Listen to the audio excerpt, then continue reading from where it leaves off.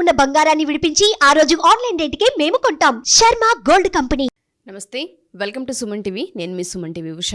October మాసానికి సంబంధించి 12 రాశుల వారికి అసలు ఏ విధంగా ఉండబోతుంది, ప్రత్యేకించి కన్యా రాశి వారు ఏ విషయాల్లో జాగ్రత్తలు వహించాల్సిన అవసరం ఉంటుంది, అండ్ దాంతోపాటు ఏవైనా పరిస్థితులు అనుకూలించకపోతే ఎటువంటి హోమాలు ఆచరించాలన్న వాటిపైన పూర్తి విశ్లేషణ ఇవ్వడానికి మనతో పాటు సురేష్ గారు ఉన్నారు. ఆయన అడిగి తెలుసుకుందాం. నమస్తే సురేష్ గారు. నమస్కారం అండి ఉషా గారు. సో అక్టోబర్ మాసంతం మనం చూసుకుంటే కన్యా రాశి వారికి అసలు ఏ విధంగా ఉండబోతుంది అంటారు? ప్రత్యేకించి వ్యాపార రీత్యా, ఉద్యోగ రీత్యా అండ్ దాంతోపాటు హెల్త్ వైజ్గా అందరూ అడుగుతుంటుంటారు. ఈ విషయాల్లో మాకు కలిసి వచ్చే అంశాలు ఉన్నాయా, ఇన్వెస్ట్మెంట్ పెట్టొచ్చా, వివాహానికి సంబంధించి అవకతవకలు ఏమన్నా కనిపిస్తూ ఉన్నాయని అడుగుతుంటుంటారు. అక్టోబర్ మాసం అంటేనే ఒక స్పిరిచువల్ మాసంగా మనం చూస్తూ ఉంటుంటాం. కరెక్ట్. సో కన్యా రాశి వారికి అసలు ఏ విధంగా ఉండబోతుంది? ఈ మంత్ మనకి 3rd నుంచే ఆశ్వీజ మాసం స్టార్ట్ అయిపోతుంది. ఆశ్వీజ మాసం అనగానే బిగినింగ్ నుంచి మనకి దేవి నవరాత్రులు స్టార్ట్ అయిపోతాయి. తర్వాత విజయదశమి, తర్వాత మనకి ధనత్రయోదశి, నరక చతుర్దశి, దీపావళి తర్వాత ఎండ్ అయిపోతుంది. ఆ తర్వాత బలిపాడ్యమి, అవన్నీ వచ్చేస్తాయి మనకి. ఈ ప్రకారంగా మనం అన్నీ చూసుకుంటే ఇది ఎంతో, అందులోని ఈసారి ముహూర్తాలు కూడా చాలా ఉన్నాయి. పెళ్ళిళ్ళకి, వ్రతాలకి, అవన్నిటికీ ఎంతో ఆధ్యాత్మికమైన మాసం. ఈ మాసంలో మనకి కన్యారాశి వారికి ఎలా ఉందో మనం చూస్తాం. కన్యారాశి కనుక మనం చూసుకుంటే వీళ్ళకి గ్రహస్థితి ఫస్ట్ నక్షత్రాలు కనుక చూసుకుంటే ఉత్తర 2, 3, 4 పాదాలు, తర్వాత చిత్త 1, 2 పాదాలు, హస్త 1, 2, 3, 4 పాదాలు, మొత్తం కలిసి వీళ్ళు కన్యరాశిలో అని చెప్తారనమాట. ఈ రాశిలో ఆల్రెడీ కేతు ఉన్నారు. ఇదే రాశిలో ఈసారి గ్రహణం కూడా జరిగిందని మనం చెప్పుకోవాలి. పాక్షిక గ్రహణం జరుగుతూ ఉంది. చంద్రగ్రహం కూడా ఇదే దాంట్లో జరగబోతూ ఉందని మనం చెప్తూ ఉంటాం అనమాట. సో మనం కనుక చూసుకుంటే వీళ్ళకి గ్రహస్థితిని మనం చూసుకుంటే వచ్చే 17th మనకి సూర్యుడు తులారాశిలో వెళ్తూ ఉన్నాడు. 10th నుంచి అదే రాశిలోకి బుధుడు వెళ్తున్నాడు. శుక్రుడు వచ్చేటప్పటికి వృశ్చిక రాశిలోకి 11వ తారీఖున అక్టోబర్ వెళ్తూ ఉన్నాడు. తర్వాత మార్స్, కుజుడు వచ్చేటప్పటికి కర్కాటక రాశిలో 20వ తారీఖున చలనం ఉంది. వీటిని బట్టి కనుక ఈ మూమెంట్స్, ఈ 4 ప్లానెట్స్ మూమెంట్స్ కనుక మనం చూసుకుంటే కన్యరాశి వాళ్ళకి ఎలా ఉందో మనం చూద్దాం. మనకి జ్యోతిష శాస్త్రంలో లఘు గోచారం లేదా సూక్ష్మ గోచారం అనే ఒక కాన్సెప్ట్ ఉందండి. బ్రీఫ్గా ఎలా ఉంటుందో మనం తెలుసుకుందాం అనమాట. ఏమంటారు, షార్ట్ న్యూస్ అంటారు చూడండి, ముఖ్యాంశాలు హెడ్లైన్స్ ఎలా ఉంటుందో మనం చూద్దాం. వీళ్ళ కనుక మనం చూసుకుంటే ఫస్ట్ సూర్యుడి వల్ల స్థాన నాశనం, అంటే ఉన్న పొజిషన్లో ఏదైనా వాళ్ళకి డీప్రమోషన్ రావటం, అగౌరవం కలగటము, అంత వృద్ధి లేక ఏదైనా అనుకుంటే పని అది కాకుండా దాని నుంచి షార్ట్ ఫాల్ అయ్యే అవకాశం ఎక్కువగా ఉంది. కొంచెం బాధపడే అవకాశాలు ఎక్కువగా ఉంది. ధనం అయితే నాశనం అవుతుంది. రావాల్సిన డబ్బు వస్తుంది, ఖచ్చితంగా అనుకున్నది పోస్ట్పోన్ అయిపోతుంది, చేజారిపోతూ ఉంటుంది. ఇది జరిగే అవకాశం ఎక్కువగా ఉంది. అయితే వీళ్ళకి 17th తర్వాత సూర్యుడు మారటం వల్ల, సూర్యుడి యొక్క గమనం వల్ల వీళ్ళకి అదృష్టం తీసుకొని వస్తుంది. ఈ టైంలో వాళ్ళకి చాలా చక్కగా ధనం వస్తుంది. భూలాభం, రియల్ ఎస్టేట్ కనుక సంబంధించిన వాళ్ళు ఎవరైనా కనుక ల్యాండ్ రిలేటెడ్ కనుక ఉంటే చక్కగా వస్తుంది. వాళ్ళకి శ్రీయం, ధనం వచ్చేస్తుంది, ధాన్యం కూడా వచ్చేస్తుంది, భోగం కూడా వచ్చేస్తుంది. శుక్రుడు వాళ్ళ యొక్క అది వల్ల ప్రాస్పెరిటీ, ఆల్రౌండ్ ప్రాస్పెరిటీని వీళ్ళు చక్కగా ఎంజాయ్ చేసే మాసం అని మనం చెప్పుకోవాలి కన్యరాశి వాళ్ళు. ఇన్ డీటెయిల్స్ కనుక మనం చూసుకుంటే గ్రహం ప్రవైజ్ కనుక చూసుకుంటే సూర్యుడు కనుక మనం చూసుకుంటే లోహమూర్తిగా వాళ్ళు ఎంటర్ అవుతున్నారు. 2nd హౌస్లో ఉంటున్నారు. వీళ్ళు సూర్యుడు యొక్క విషయం ఫస్ట్ అంత అనుకూలంగా ఉండదు. ఇది కూడా ఎప్పుడంటే 17th నుంచి 27th వరకు, మంత్ ఎండ్ వరకు అంత అనుకూలంగా ఉండదు. ఎందులో అనుకూలంగా ఎలాంటి వాటిలో ఇబ్బందులు వచ్చే అవకాశం, బేసికల్గా ఇంటర్పర్సనల్ రిలేషన్షిప్ వచ్చే అవకాశం ఎక్కువగా ఉంటుంది. వీళ్ళకి దుర్మార్గులతో సహవాసం చేస్తారు. అది అంటే ఎలాంటి కంపెనీ అని ఉండాలనేది మన చేతిలో ఉంటుంది. మన మైండ్ స్ట్రాంగ్గా ఉండి మనం వివేకంగా ఉంటే వైరాగ్య వివేక మహాభాగ్యం అన్నట్టు ఆది శంకరాచార్యులు వీళ్ళు ప్రతిదాన్ని నాది అని తగులుకోకుండా దేన్నైతే కావాలో దాన్ని పట్టుకొని కూర్చొని ఉంటే దుర్మార్గులతో సహవాసము, వాళ్ళతో సహవాసం చేయడంలో మనసులో శంక, ఏదో గిల్టీ ఫీల్ అవుతారు, తలనొప్పిగా ఫీల్ అవుతారు. తర్వాత వ్యవసాయం కనుక, వ్యాపారాలు ఎవరైనా కనుక చేసేవాళ్ళు ఉంటే వాళ్ళకి నష్టం వచ్చే అవకాశాలు ఎక్కువగా ఉన్నాయి. కాబట్టి జాగ్రత్తగా ఉండాలి. ధనం విషయంలో కేర్లెస్గా ఉంటే ఒక్కసారి ధనం పోతుందంటే పోతుంది, మళ్ళీ చేజారిపోయిందంటే వెనక్కి తిరిగి వచ్చే అవకాశాలు చాలా తక్కువగా కనిపిస్తుంటాయి. సో బేసిక్గా కన్యారాశి వారు ధనం విషయంలో మాత్రం నెగ్లిజెన్సీ, కేర్లెస్ పనికిరాదు. అండ్ ఇంకొక విషయం ఏంటంటే వీళ్ళు ఎవరిని పడితే వాళ్ళని నమ్మొద్దు. ఆల్రెడీ వీళ్ళు బ్యాడ్ కంపెనీ, మీరంతా మీరు వీళ్ళు కూర్చుంటారు. ఇతరులచే మోసగించబడే అవకాశం మీకుంది. అందుకని చెప్పేసి మీరు చాలా విషయంలో బంధువులతోనూ వాళ్ళతో ద్వేషించబడి, అంటే ఏంటంటే మీకు ఏదైతే మంచో వాళ్ళని ద్వేషిస్తూ, ఏదైతే బాగలేదు దానికి వెళ్ళే అవకాశం ఎక్కువగా ఉంది. మీ మైండ్ అలా ట్యూన్ అవుతుంది కాబట్టి చాలా కేర్ఫుల్గా ఉండాలి. అందుకని వీళ్ళకి ఆధ్యాత్మిక చింతనతో ఉంటే అది నలిపైపోతుంది. దుష్టబుద్ధి వల్ల అంతా వీళ్ళ దగ్గరికి రాకుండా ఉంటారు. అందుకని విజయదశమి, నవరాత్రులు చక్కగా చేస్తే కనుక ఆ పేర్లోని విజయదశమి వీళ్ళకి విజయం వచ్చేస్తుంది. రెండోది వచ్చేటప్పటికి 8th హౌస్లో కనుక మనం చూసుకుంటే ఇది కూడా సేమ్, చేసే పనుల వల్ల దోషము, శత్రువులతో వైరం, ప్రయాణాలు కనుక ఏదైనా కనుక చేస్తే అనవసరమైన ఇబ్బందులు, విచారకరమైన వార్తలు వినటం, శారీరకంగా కష్టము, అధికారులతో ఇబ్బంది పడి గొడవపడే అవకాశం ఎక్కువగా ఉంటుంది. ఈ ప్రకారంగా చూసుకుంటే ఇవన్నీ బేసికల్గా ఏంటంటే ఇంటర్ పర్సనల్ స్కిల్స్ని వీళ్ళు చాలా చక్కగా మెయింటైన్ చేస్తే ఈ మాసం చాలా బాగుంటుంది. సూర్యుడు కూడా ఇస్తాడు. అందులో వీళ్ళు పెద్ద మాటలని, ఫాదర్లీ ఫిగర్లు, తర్వాత వాళ్ళ పైన ఉన్న బాసుల మాట, వాళ్ళ మాట చక్కగా అయిని వాళ్ళకి ఎదురు చెప్పుకొని ఉంటే చాలా బాగుంటుంది. మోస్ట్ ఇంపార్టెంట్ ఏంటంటే మనకి కుజుడు చెప్తారండి. కుజుడు వీళ్ళకి 20th నుంచి మంత్ ఎండ్ వరకు చాలా బాగుంటుంది. యాక్చువల్గా సన్ ఏమేమైతే సరిగ్గా ఇవ్వలేదో ఇవి కుజుడు వాళ్ళకి చక్కగా తీసుకుని వస్తారు. వీళ్ళు కనుక మనకి కుజుడు 11th హౌస్లో ఉండటం వల్ల చాలా చాలా చక్కగా మంచి బెనిఫిట్ని తీసుకొస్తారని చెప్పాలన్నమాట. వాళ్ళకి ధనలాభం ఉంటుంది, సంతోషకరంగా ఉంటారు, అనుకున్న పనులన్నీ అనుకున్న విధంగా చేయగలుగుతారు. అది మాత్రం కరెక్ట్గా ఆర్థికంగా బాగుంటుంది.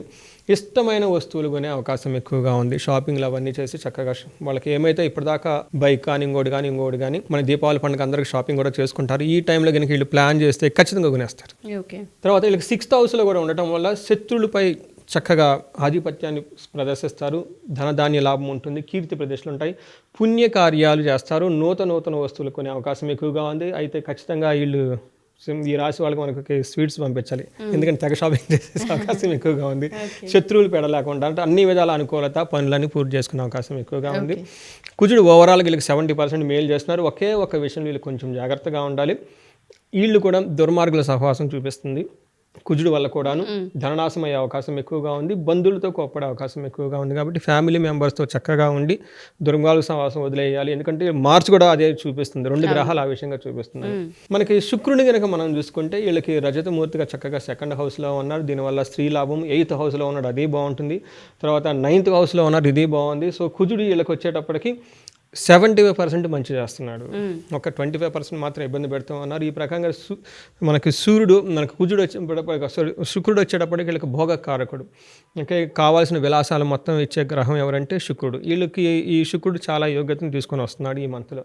వాళ్ళకి ఎలా ఉంటుందంటే ఇది 13th నుంచే వచ్చేస్తుంది. 13th నుంచి దాని ఎఫెక్ట్ వాళ్ళకి పడిపోతుంది. ఫస్ట్ భార్య వల్ల సుఖం, నెక్స్ట్ స్త్రీలతో ఆనందంగా గడిపే అవకాశం ఎక్కువగా ఉంది. ఎందుకంటే శుక్రుడు అనగానే భోగం, లగ్జరీ, కంఫర్ట్. తర్వాత శరీర సౌఖ్యం బాగుంటుంది, వస్త్రలాభం ఉంటుంది, ఆర్థికంగా లాభం ఉంటుంది, బహుమతులు, కుటుంబంలో వృద్ధి.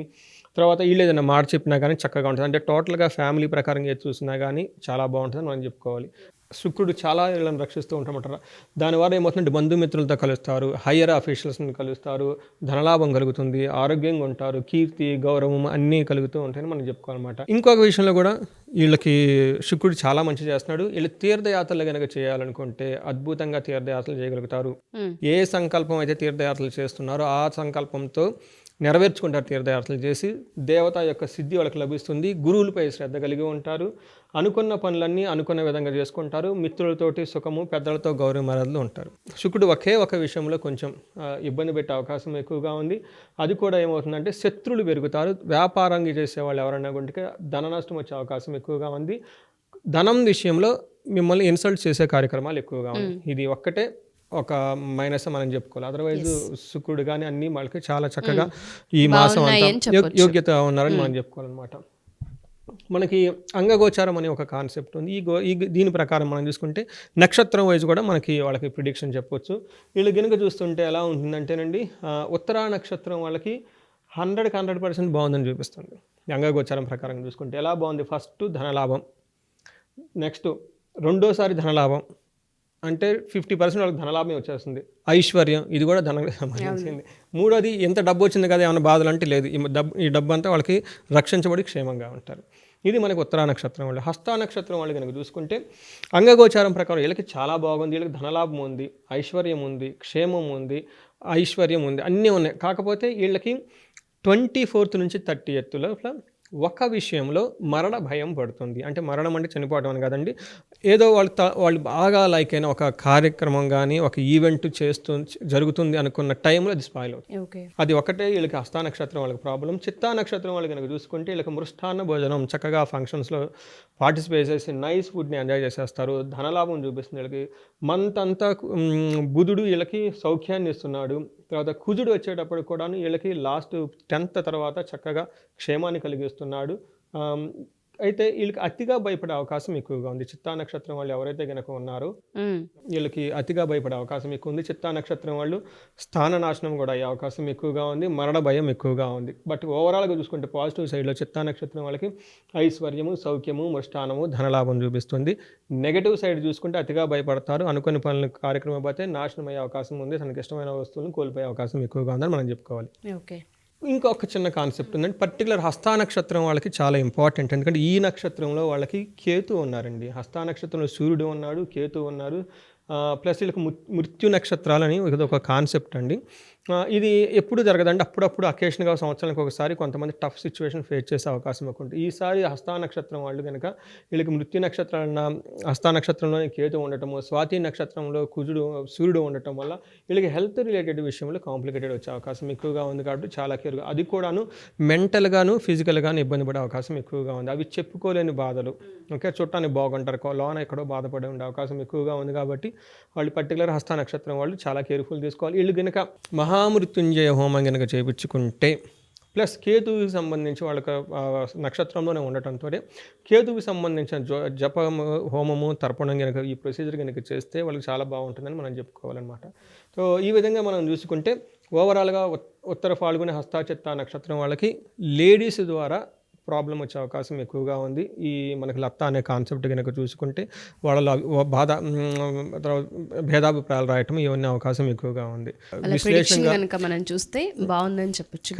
మీరు ఓవరాల్గా చెప్తున్నప్పుడు ఎక్కువ ధనానికి సంబంధించి నష్టపోవడం, దాంతోపాటు శత్రువు నుంచి సమస్య అనేది చాలా ఎక్కువగా మనం చూస్తున్నాం.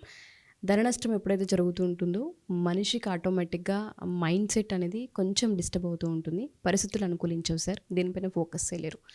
సో ఈ ధన నష్టం జరగకుండా ఉండాలి అన్నా, దాంతోపాటు చేతి దాకా వచ్చే మనీ వెనక్కిపోయే అవకాశాలు కూడా ఉన్నాయన్నారు. అటువంటివి జరగకుండా ఉండాలి అన్న జాతకరీత్యా ఎంత మనం చూయించుకున్న కొన్ని హోమాలు అనేవి చాలా ఇంపాక్ట్ క్రియేట్ చేస్తాయని మనం చెప్తూ ఉంటుంటాం. ఇంట్లో ఎప్పుడైతే ఆ వైబ్ ఉంటూ ఉంటుందో నెగిటివిటీ మన దాకా రాదు అంటుంటారు.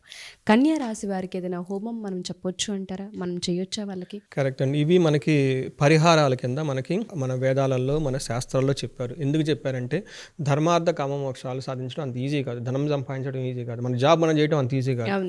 మన జాబ్లో కూడా మనకు శత్రువులు ఉంటారు, బయటకి ఎక్కనివ్వరు, ప్రమోషన్స్ రానివ్వరు. అంతేందుకు మంచి పని చేద్దామన్నా కానీ చేయనివ్వరు జనం. ఇటు పక్కన మంచి పని చేస్తుంది, అటు పక్కన బ్యాక్ బైట్ చేసేస్తుంటారు. అయ్యో ప్రతి ఒక్కళ్ళు వీక్నెస్లో ఉంటాయి. నేను మంచి పని చేస్తున్నాను ఒప్పుకోకుండా వీక్నెస్లు అన్నీ తీసుకొచ్చేసి ఇబ్బంది పెడుతూ ఉంటారు. ఇలాంటి వాళ్ళకి, ఈ కన్యా రాశి వాళ్ళకి ఇప్పుడు మీరు అడిగిన ప్రశ్న కనుక చూస్తే వీళ్ళకి కుబేర పాశుపత హోమం అని ఉంటుంది. ఈ హోమాన్ని కనుక చేసుకుంటే ఖచ్చితంగా వాళ్ళకి రిజల్ట్ వచ్చేస్తుంది. రెండోది శత్రువులు అన్నారు, మన్యు పాశుపత హోమం అని చెప్పేసి ఉంటుంది. ఈ హోమం కనుక వాళ్ళు కనుక చేయించుకోగలిగితే వాళ్ళకి కనపడని శత్రువులు, ఎవరైతే కనిపించే శత్రువులు కాదు, కనిపించే శత్రువులు ఎవరైతే డిఫేమ్ చేస్తూ ఉంటుంటారో వాళ్ళని చెప్పుకోవచ్చు. కరెక్ట్. వాళ్ళు ఏమంటే వాళ్ళ మైండ్లో చాలా చెడు ఆలోచనలు ఉండి మనతో లవ్లీగా మాట్లాడుతూ అన్నీ ఉండి దీర్ఘకాలిక ప్రణాళిక ఉంటుంది. అంటే ఈరోజు మిమ్మల్ని ఏది చేయరు, మిమ్మల్ని చేయడానికి ఒక మంచి అవకాశం గురించి ఎదురు చూస్తూ మీ చుట్టూ తిరుగుతూ ఉంటారు. ఇలాంటి వాళ్ళు చాలా డేంజర్. సో మీకు టఫ్ టైంలో మొత్తం మిమ్మల్ని బూట్ చేసి వెళ్ళిపోతారు. ఇలాంటి సిచ్యువేషన్ అనుకున్నప్పటికీ మనకి మన్యు పాశుపత హోమం అని చెప్పేసి ఇది చాలా అత్యంత మహిమాన్విత, చాలా శక్తివంతమైంది అనమాట. భయాన్ని కానీ రెండు కనుక ఈ రెండు హోమాలు కనుక ఇల్లు చేసుకోగలిగితే చాలా అద్భుతమైన రిజల్ట్ వచ్చేసి భోగభాగ్యాలు కలుగుతాయని చెప్పేసి మనం కోరుకోవచ్చు. Okay, thank you sir, thank you so much. So ఎవరైనా సరే కన్యా రాశి వారు మా ఈ వీడియో కనుక చూస్తే, లేదా మీకు తెలిసిన వాళ్ళు ఎవరైనా కన్యా రాశి అయ్యుండుంటే మీ ఫ్రెండ్స్ సర్కిల్లో అయ్యొచ్చు, మీ ఫ్యామిలీలో అయ్యుండొచ్చు, ధనానికి సంబంధించి నష్టం కలిగే అవకాశాలు కనిపిస్తూ ఉన్నాయి కాబట్టి, అండ్ దాంతోపాటు తెలిసిన వాళ్ళే నెగిటివిటీని స్ప్రెడ్ చేసే అవకాశం కూడా కనిపిస్తూ ఉంది కాబట్టి, సో ఇవేమీ జరగకుండా ఉండాలన్నా, పాజిటివ్ వైపు కలగాలి అన్నా, మీద ఏదైనా డబ్బు ఆగిపోయిన డబ్బు వస్తుంది అన్న ప్రాసెస్లో ఆగే ప్రాసెస్ కనిపిస్తుంది అన్నప్పుడు అదొక భయాన్ని, ప్యానిక్ని క్రియేట్ చేస్తుంటుంది. అటువంటివన్నీ పోవాలి అన్నా సురేష్ గారు చెప్పిన రెండు హోమాలు చాలా ఇంపాక్ట్ని క్రియేట్ చేస్తూ ఉంటాయి. ఒకసారి జాతకరీత్యా మీరు ఆయన్ని కలిసినా మీకు ఇన్ డీటెయిలింగ్గా ఎక్స్ప్లెయిన్ చేసే అవకాశం కలుగుతూ ఉంటుంది. ఎవరికైనా హోమాలు చేయించుకోవాలి అనుకున్నా, లేదా జాతకరీత్యా ఒకసారి కలవాలి అనుకున్నా, లేదా ఒకసారి మాట్లాడాలి అనుకున్న వివరాలు ఖచ్చితంగా మీరు అప్రోచ్ అవ్వచ్చు. కింద స్క్రోల్ అవుతున్న కాంటాక్ట్ నెంబర్ని కాంటాక్ట్ చేస్తే సురేష్ గారి మీకు పూర్తి వివరాలను అందిస్తారు. Thank you sir, thank you so much. Thank you అండి ఉషా గారు.